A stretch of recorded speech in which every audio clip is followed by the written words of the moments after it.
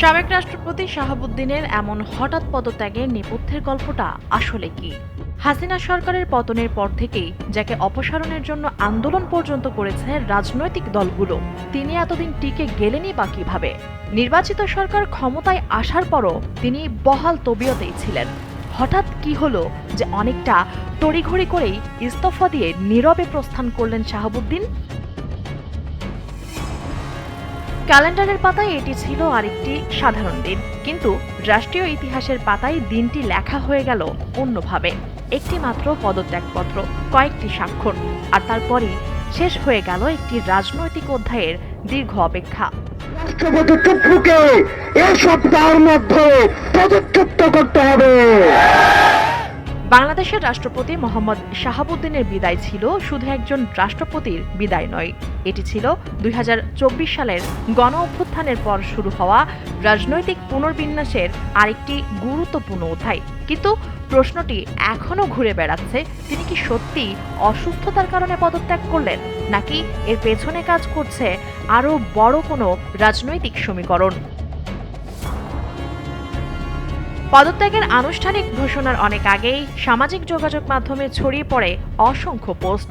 প্রথম দিকে সরকার কিংবা রাষ্ট্রপতির দপ্তর থেকে এসে এইসব বিষয়ে কোনো স্পষ্ট বক্তব্য পাওয়া যায়নি, বরং রাজনৈতিক মহলের অনেকেই এসবকে গুজব বলে উড়িয়ে দিয়েছিলেন।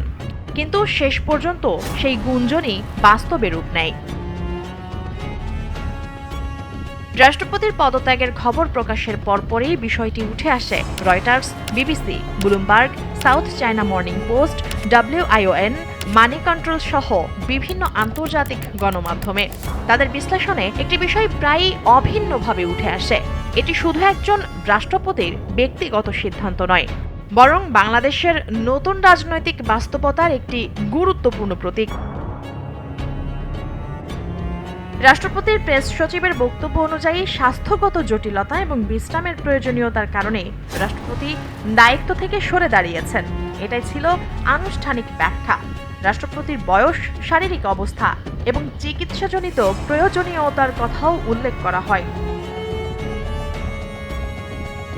বিবিসি, রয়টার্স এবং সাউথ চায়না মর্নিং পোস্টের প্রতিবেদনে ভিন্ন একটি রাজনৈতিক প্রেক্ষাপট তুলে ধরা হয়েছে। তাদের প্রতিবেদনে বলা হয়, ২০২৪ সালের গণ অভ্যুত্থানের পর রাষ্ট্রপতি শাহাবুদ্দিন পূর্ববর্তী সরকারের সাংবিধানিক ধারাবাহিকতার অন্যতম প্রতীক হিসেবে রয়ে গিয়েছিলেন। ক্ষমতাচ্যুত সাবেক প্রধানমন্ত্রী শেখ হাসিনা সম্ভাব্য দেশে ফেরার আলোচনা সামনে আসার পর রাষ্ট্রপতিকে ঘিরে রাজনৈতিক চাপ আরও বাড়তে থাকে, এমন বিশ্লেষণও প্রকাশিত হয় আন্তর্জাতিক ওই গণমাধ্যমগুলোতে।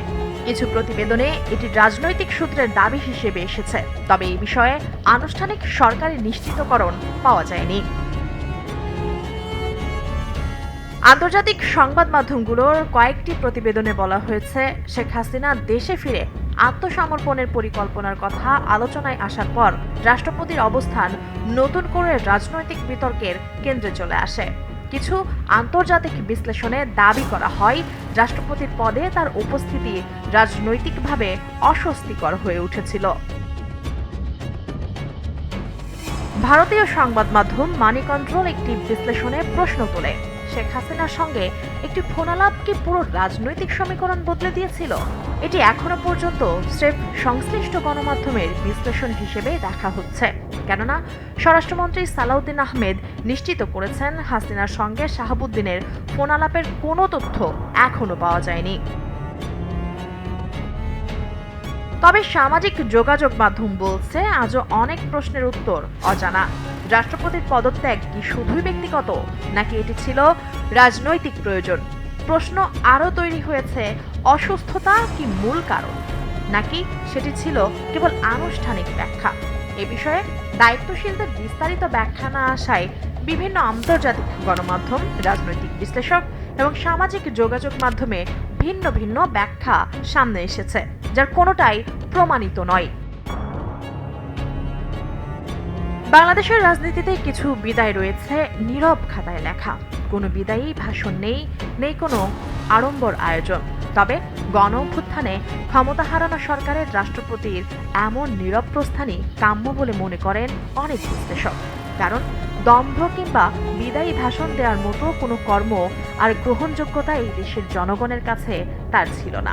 সচেতনরা বলছেন, কোনো কোনো পদত্যাগ আসলে একটি স্বাক্ষরের গল্প নয়, সেটি একটি সময়ের সমাপ্তি, একটি নতুন অধ্যায়ের সূচনা।